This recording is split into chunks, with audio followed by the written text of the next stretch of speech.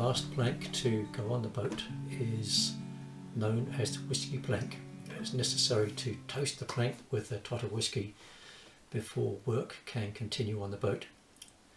Sarah and Dave kindly brought us round a wonderful bottle of appropriately named Copper Dog whisky, and it coincided with the university break, and Iona and Joshua were able to be home and be here for it as well.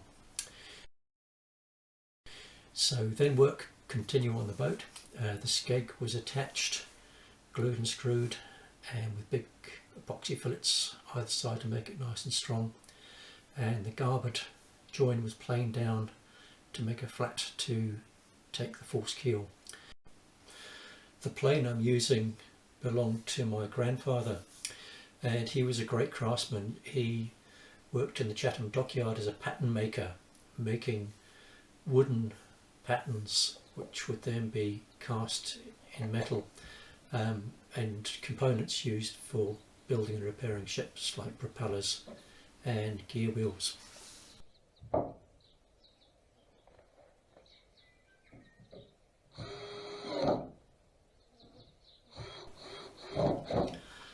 After many weeks of planking up the hull, it was a wonderful moment to offer up the full stem for fitting and glue it and screw it to the boat.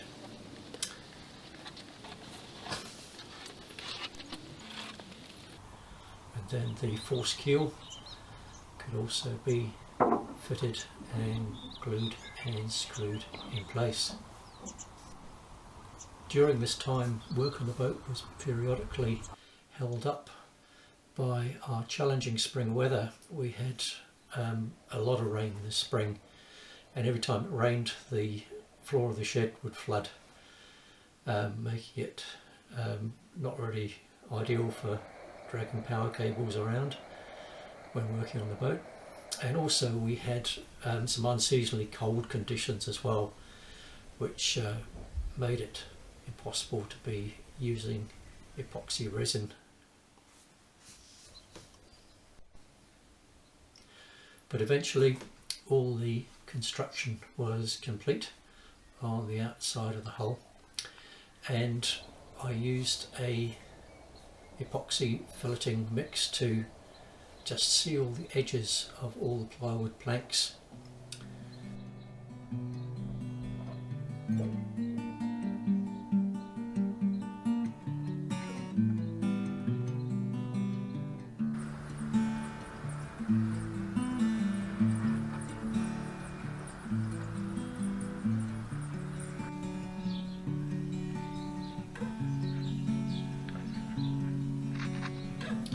One job that I'd really been looking forward to was marking in the waterline on the boat. I took the fore and aft waterline positions off the plans and then set up a horizontal level batten at the bow and the stern, and used a string line with heavy weights either end to keep the string taut, and gradually moved it in progressively along the hull and marked the position with push pins.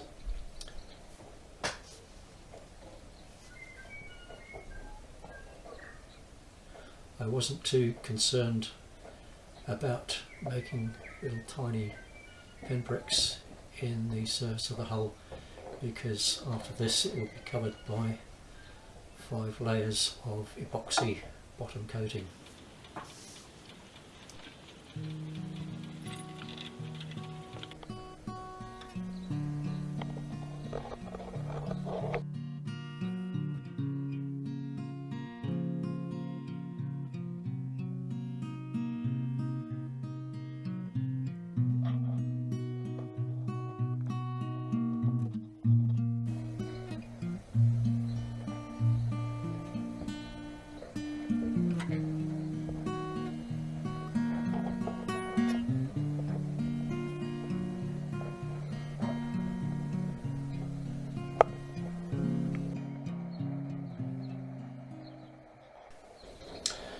I used copper coat for the bottom coating, I'd used this before on a previous build and just really impressed with it. It provides a really tough, durable coating, and it's ideal for this boat because she will be being pulled up on stony, sandy beaches quite often. And it also has the advantage of not needing recoating for at least 10 years.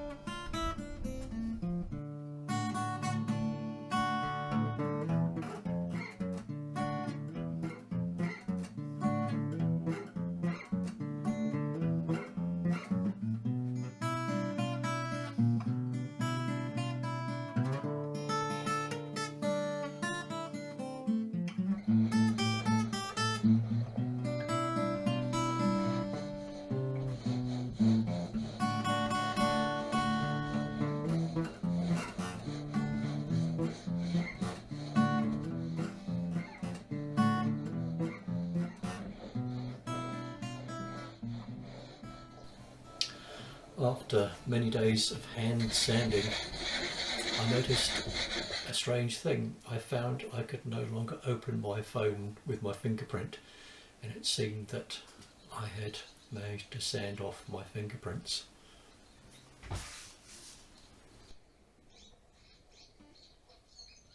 And